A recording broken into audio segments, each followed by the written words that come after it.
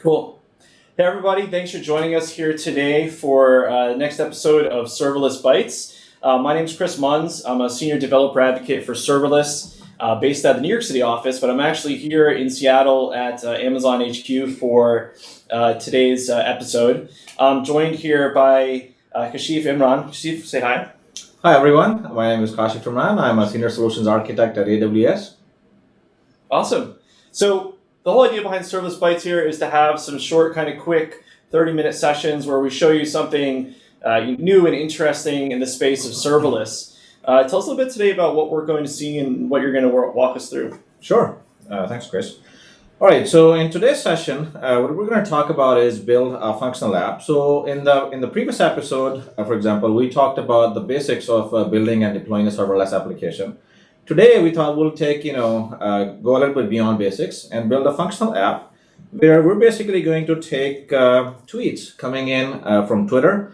We'll then have a reference image. So as those images or tweets are coming in, maybe if there is an image of your favorite celebrity, then we'll basically go ahead and send you a notification. So at a very high level, anytime you want to get notified, if there is a tweet of your favorite celebrity, you want to get notified, that's a solution that you can use. But obviously, you can use that base solution to then tweak it and then use it for many similar use cases and so on. Cool. Very interesting.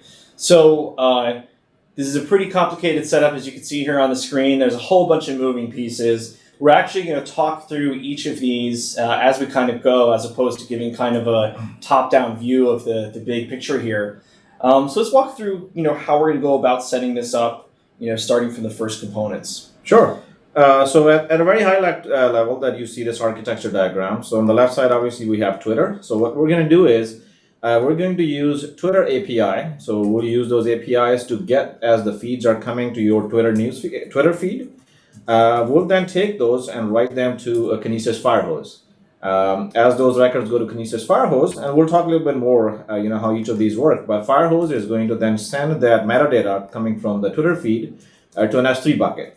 Which will then trigger a Lambda function. It's going to basically go through that feed, find out if there is an image, and then store that in an S3 bucket, which then trigger another Lambda function, which basically then goes and compare that incoming image against a reference image that you will provide of your favorite celebrity, and then use recognition to compare those images. And if there is a match, then it will go ahead and send a notification. Cool. One of the things that we welcome you to do here as we're talking and walking through this is to actually follow along by doing this yourself. So what's up on the screen here is actually from a GitHub repo that is open and available. You can find this on github.com/AWS samples/AWS-developer-workshop. You can then click on episode 2. Again, this is the second episode of Serverless Bytes. And then if you click on the instructions.md file, you'll actually see exactly what we're showing here. Now, I've gone and pasted this here in the comments, or in the chat, I should say. So feel free to dive in. And again, you'll see the instructions pretty much walk you through more or less exactly what we're going to walk through today. All right, cool. So let's dive right in and start building it. All right, so the very first step, as I mentioned, we have Twitter. So the first thing you're going to need is basically go and set up an app on the Twitter site. So let's go to, first you go to apps.twitter.com. And again, if you're following the instructions or following the video, you can follow along. The first thing you're going to need is, once you get to the apps.twitter.com, it will ask you to sign in or sign up if you don't have an account. In this case, I'm already logged in. So I get to this dashboard. You're going to create a new app and give it a name. So let's just type an example name here. And just type some description. This is test app. For website, it doesn't have to be an exact name. You can just type in something as a placeholder and then click on the checkbox for the developer agreement. Obviously, you want to read that and then click on create your Twitter application. So what this step does is it provides you basically a bunch of security tokens that you will see that then we will use in our Python code to call the Twitter API. To complete this step, the next thing you see is manage keys and access tokens. So if you click on that link, it shows you the API key as well as the API secret. And then another thing you're going to need is to generate the security tokens to access the Twitter API from your account. So if you click on Create My Access Token, it just takes a few seconds and give you these additional access token as well as the access token secret. And if I may real quickly here, so we're not going to go too in-depth here into how Twitter's API works today, but we definitely encourage you to check out their documentation. Another thing you want to do, obviously, is be careful with these credentials. These are credentials that give access to your account. Yep. And so you want to make sure that if you, for example, fork our repository, that you don't, say, recommit those credentials in a public way. So just be mindful of those credentials and where you end up putting them today. Absolutely. All right, so the next step is, so with these credentials, we're ready to go for the next thing that we need. And basically to set up, because as you saw, there are many moving parts here, we'll be actually taking advantage of the CloudFormation. So what CloudFormation is, this is where you can script all the infrastructure that you want to spin up, things like S3 bucket, EC2 instance, our Lambda function, DynamoDB table, and so on. But we just need to pass some information to the CloudFormation template so it can configure all those things accordingly. So the first thing we got it from the Twitter, all the access key and tokens that we need. Next thing we'll use is we'll go ahead and create a key pair for our EC2 instance that we're going to need. And then we'll pass all that information to CloudFormation. So let's go to the AWS console. In this case, we'll be using Ireland region. So as the CloudFormation template you will spin up, it's written to run in the Ireland region. So just make sure if you're following along, just use that. So once I get to the AWS console, we go to EC2, and I'm going to go for key pairs. And you can just create a key pair. That's what we'll use to access our instance and just run the Python script that we have to call Twitter API. So with that one created, let's go to the instructions. So we already went through the Twitter setup as well as the key pair. Next thing is we need to launch the CloudFormation template. So let me just go ahead and create that. And again, in this repository, you'll see all of the templates themselves and everything totally in there. So you can go ahead and dive into what it is that's inside of those templates. Again, CloudFormation is a template-driven system for launching, managing, updating resources inside of your AWS accounts. And in this case, if you go to the root of this directory in GitHub, you'll see it is called Recognition Workshop CFN.json. That is the stack that you're launching, right? Absolutely. Yep. So you can read through, see all the stuff in there. It's a pretty long template. It's about 656 lines of code, which is a pretty meaty template. But you kind of get the power when you see all of the things that are going to get launched as part of this. Yep. And the nice thing is, since all JSON text-based, you can just version control it as you make changes and so on. All right, so when you click on launch the CloudFormation template, it takes you to this screen where it's asking for a few things. So in this case, we stack name. So this is just a name for the stack for you to know when you come back to CloudFormation. Here is the email. So this is the email address on which you are going to get the notification when our application detects one of our favorite celebrity is on the tweet. Next, we'll just leave the instance type to T2 micro. We'll choose the key name. This is the key that we just created, so we can remote into the EC2 instance that we need. Here is the photo reference file. So this is just a reference image. So in this case, when you wanna, whoever your favorite celebrity is, just take one of their photos as a reference photo, and then all the incoming photos from Twitter will be compared against this image. SSH location, we're just opening it up so we can remote into it. Again, as a security best practice, you should not be opening up an EC2 instance, for wide audience. Just make sure, you use things like Bastion host or some of the other best practices. This is just a quick workshop, so that's why we're opening it up so we can access it. Here you'll pass all the information we got from the Twitter. So I'm just going to choose the consumer key, secret key, and then, token and the token secret. Click on I acknowledge that IAM, and that CloudFormation might be creating IAM resources. So in this case, it's going to create, S3 bucket, Lambda function, as well as some IAM roles and stuff. You click on create, and you get to the screen where you should see the status as create in progress.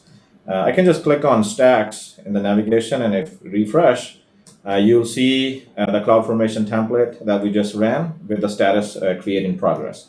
So in this case, since it has to create quite a lot of resources, it can take up to 4 or 5 minutes for this to complete. So I think this is the time, Chris, where we can switch back to the architecture and kind of spend a little bit more time explaining different parts of the architecture and some of the services we're using. So first things first, this is called Serverless Bytes, but we're doing something crazy and we're setting up a server. Let's talk a little bit about why we have to set up things like key pairs and SSH and a little bit of that. It is kind of a little bit of an anti-pattern to the purpose of this series here. But let's talk about kind of the unique reason as to why we need an EC2 instance, and then we can talk through some more of the rest of this. So in this case, again, you could run just some of that Python script anywhere, just to test it, coming even from your local machine. But in this case, we said let's just have a quick instance where we have this Python script which is constantly calling, Twitter API, getting all those feeds. So just to kind of simulate some of that, we have that EC2 instance at the front. Ideally, you could use that even with, let's say, for example, a Lambda function, which you can schedule to run at certain frequency.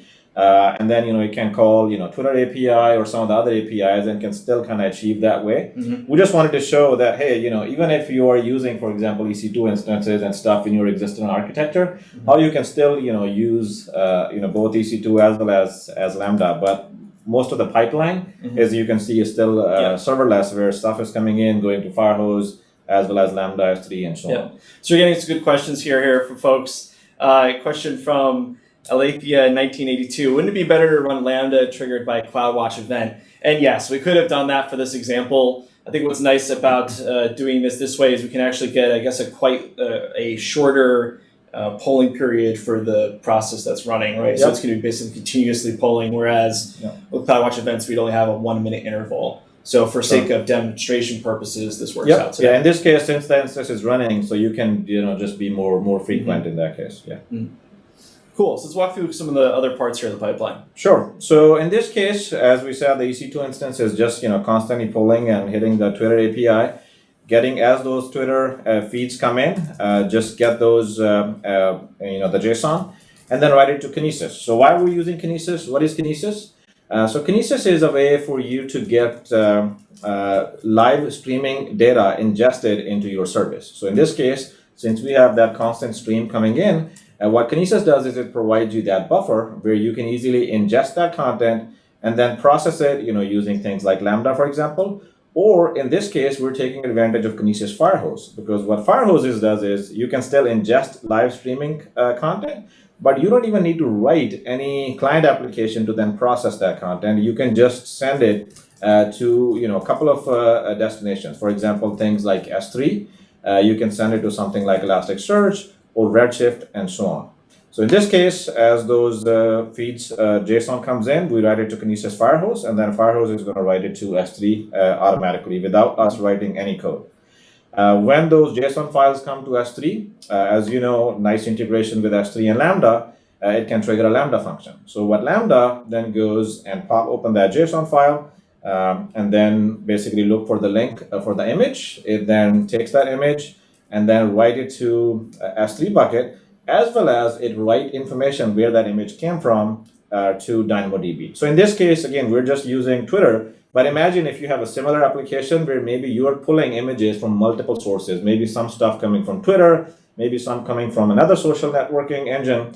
That way you can kind of build, where this source image came from. So then when you generate an event, then you can say, I found the match, and this is the source where the image came from.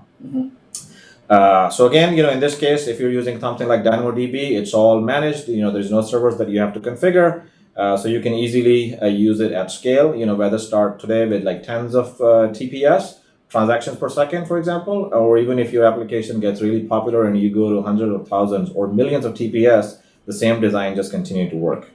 The next step is, in this case, where when the image comes into S3, it calls Lambda, which then takes that incoming image, compares it with your reference image. So how does it do that comparison? And that's where the whole computer vision comes in, right? This is where you have two images, you want to detect how many faces are in those images and is there a match or not. And that's where a service like Amazon Recognition comes in. So Recognition provides you a variety of things where you can send an image to Recognition. and it can detect, for example, objects. It can detect different scenes in the image. It can detect faces, and it can do like face comparison and so on. In fact, I can just let's just quickly see, and looks like our CloudFormation template is complete. So I'll just get back to that one, but let me just show you real quick. What is it that we're using in Recognition? So Recognition let you do something we call a face comparison. So in this case, you send two images to Recognition. For example, in this case, you see there's a face in the left, image on the left, and there are three people in the image on the right. It's able to detect those faces, do the comparison, and then tell us, what does it think the confidence level that these images match. So we're going to be using this face comparison feature in our application to do that comparison. All right, so with the CloudFormation template complete, one thing, if you're following along, you want to make sure is the email address that you typed in. If you go to that email address, you should have received an email about SNS notification. So as part of that CloudFormation template, it subscribed your email, so you should be able to get notification. But make sure you click on confirm subscription, because SNS just does not want to flood your email if you don't want it. Once you click on that, you should go to a link like this, which means your subscription is confirmed. Now you should be able to receive the email. And just in the case of this email, set up a dummy email account before this just to not have an email account that was personal and work related that maybe have all sort of top secret things in here. And so apologies for the ads and stuff that show up here. But again, just for demonstration purposes of being able to get the SNS notification. Yep. So the CloudFormation template set up a whole bunch of stuff for us. We've got now like a number of resources here up and running. Yep. Actually, before you go further here real quick, can you go back to the CloudFormation console and look at resources just to highlight again kind of all of the things that were created inside of this template? Because again, it's a pretty busy template. Sure. So you can see in this case, it created things like, many resources. It created, for example, some S3 buckets.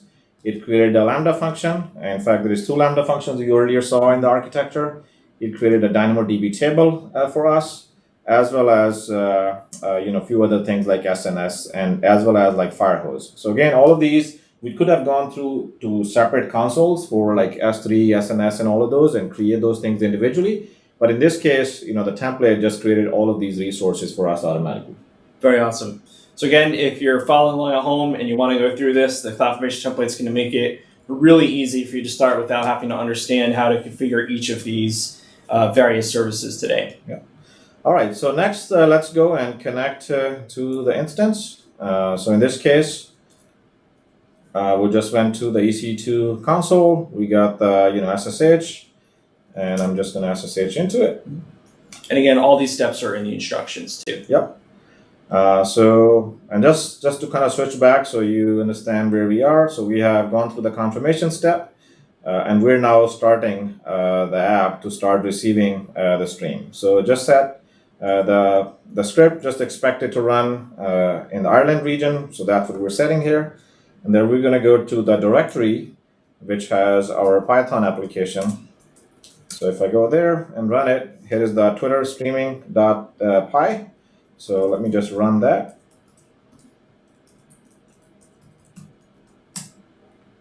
All right, so with our streaming application running, so this is the simple Python script that is now pulling and hitting Twitter API using the credentials and everything that we provided, and it should be getting the streams back as there are tweets coming into the Twitter feed.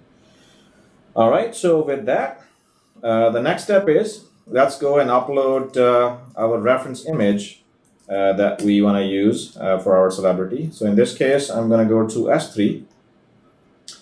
And if you search for, like celebrity rec, that was the prefix we used in our template, and all the resources it created, this is the convention it's using to create those. So we go to the celebrity rec recognition workshop, and we just upload our reference image here. Let me just select one of the images I have here on my desktop and click upload. All right, so with that image uploaded, let's go to Twitter. Any questions so far, Chris?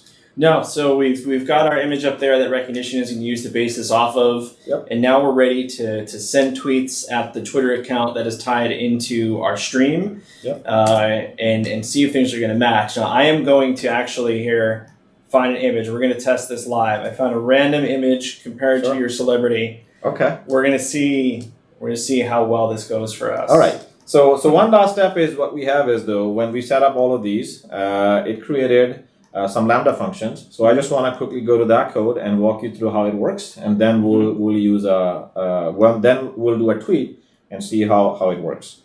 So to modify our Lambda function, we'll spin up our Cloud9 environment. Do you want to talk quickly about what Cloud9 is? So Cloud9 is a service that AWS launched back at reInvent 2017, the end of November, beginning of December of 2017. And it is a completely managed, hosted, cloud-based IDE for you. It's got really tight integration with a number of AWS services, including and applicable to today, Lambda and API Gateway. And so you can actually get started really quickly with building serverless applications with Lambda and API Gateway, have the ability to do in IDE testing of both your Lambda functions and your Lambda functions behind an API Gateway. And again, kind of full-fledged IDE environment with auto-completion, debugging, all sorts of pretty cool features in it.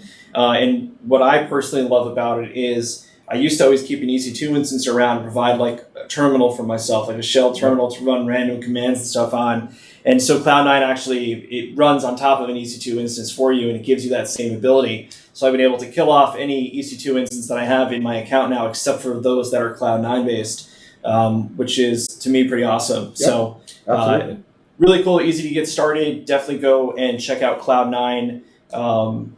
Feels really familiar if you're used to other kind of main IDEs these days, and has again lots of different features and capabilities baked into it. Cool.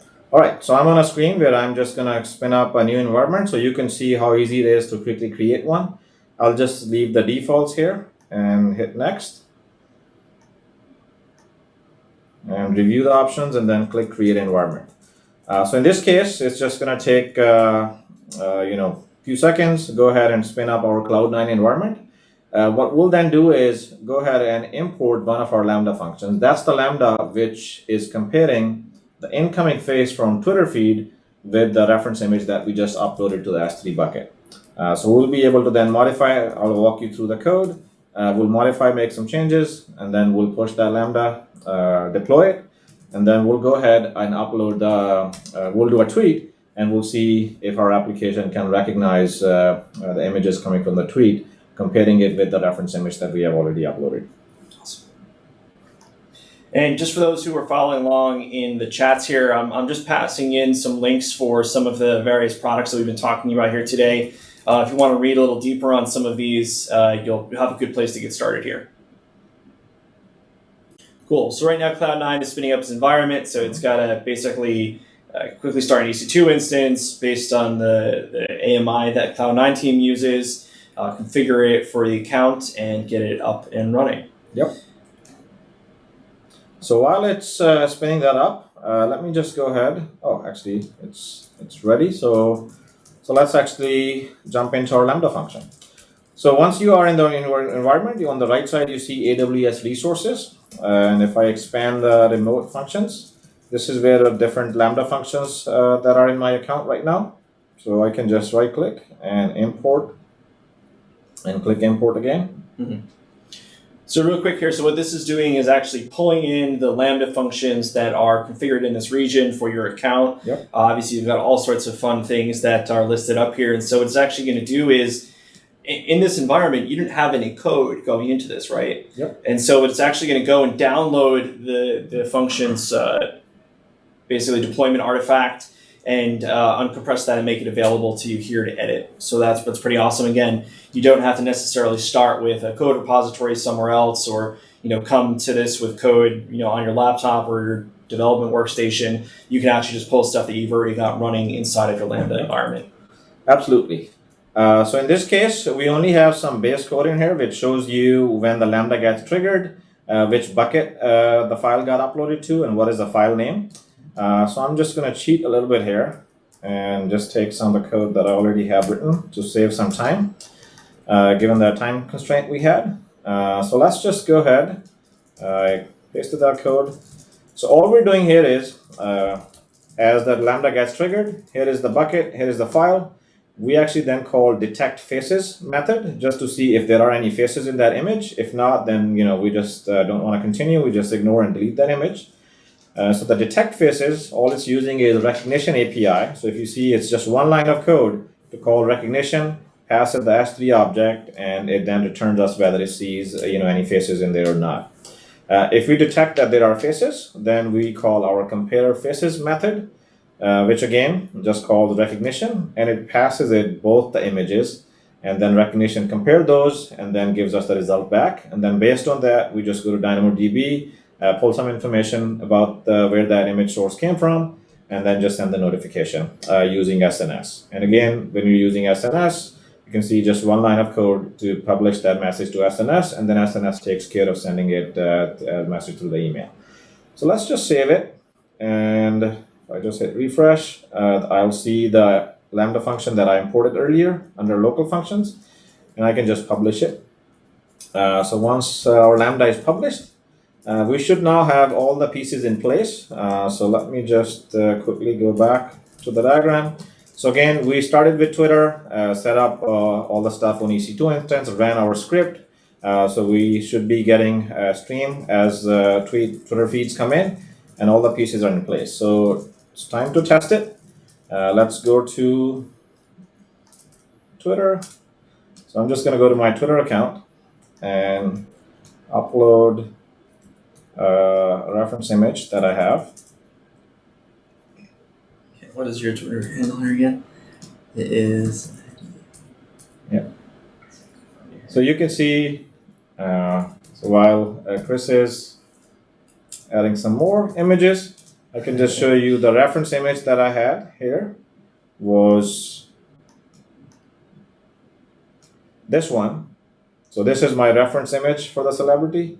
And here is a tweet that we just did using a different image. So what we should get is, first of all, let's go to the S3 bucket where we should be seeing some JSON stuff coming in from Twitter. So let me go to S3, and let's go to this. So once then our Twitter feed comes in, as we're doing that polling, it can take about, somewhere I've seen, 30, 40, or 50 seconds sometimes. So we should be seeing some of the stuff coming in. But as we're waiting for some of that stuff to come in the Kinesis Firehose, any questions, Chris, that we want to take? Or Yeah, please, send your questions at us here. We're actually having a really awesome conversation in the chat, and so we appreciate that. But if anyone has any questions about the things that we're running through so far here today, please do let us know. Again, this is kind of a rapid fire thing. Okay. Absolutely. Awesome. All right, cool. So it looks like we got some stuff coming in. So as you can see, Firehose just sends some information here about the feed. So let's go and see what did we get there.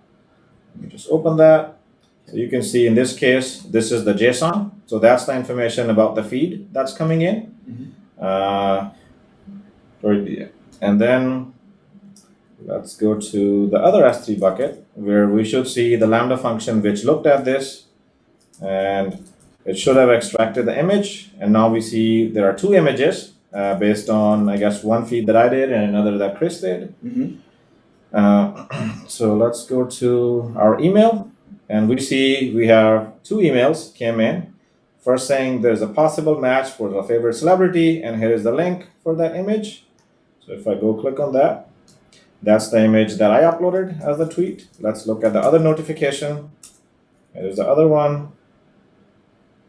And that's the image the one that I Chris sent. mentioned. Yep, so I just sent to the chat my tweet there that included that image. Awesome. And so two matches for our celebrity out of two attempts. So not by any means a scientific amount of data that we're sending here to to battle test recognition here, but really quickly you've been able to see us throw this together, throw some tweets into Twitter, pull those tweets out, pass them through the pipeline that you see here, which has a couple of different steps. We got a great question here, which was basically how much or what would the average cost be for an app like this? So with the exception of the EC2 instance that's here, pretty much everything else that we've done would be pennies per month of, for low usage. So everything is going to be basically pay per usage or pay per event type of an interface or type of pricing model. We talked before about how you could replace this EC2 instance with a scheduled Lambda function. In that case, you would have no EC2 instances that you were running. So basically, all of your costs for what you see in this diagram would be fairly fluid per month, maybe with the exception of the DynamoDB table, which you could configure for a certain amount of read and write units. Right, and even DynamoDB now has auto-scaling feature, Yep. so you can just schedule that, so it can automatically scale up if you're getting more traffic and scale down if you're not getting much. Real quick, someone said go for a false positive. So just let's see if we can do real quick a false positive. Let's see if we can make this happen. Give me real quick. I know we're almost out of time, so bear with us just for a quick second. We're going to see what happens. If this matches, it'll just be a good thing. You'll see why in a second here. All right, hold on.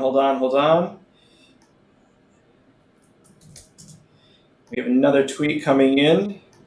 1 second. So soon.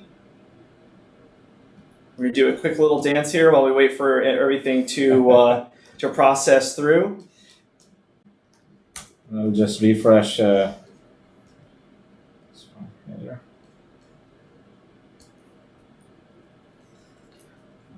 this case, it'd be tweets at you. Let's see it.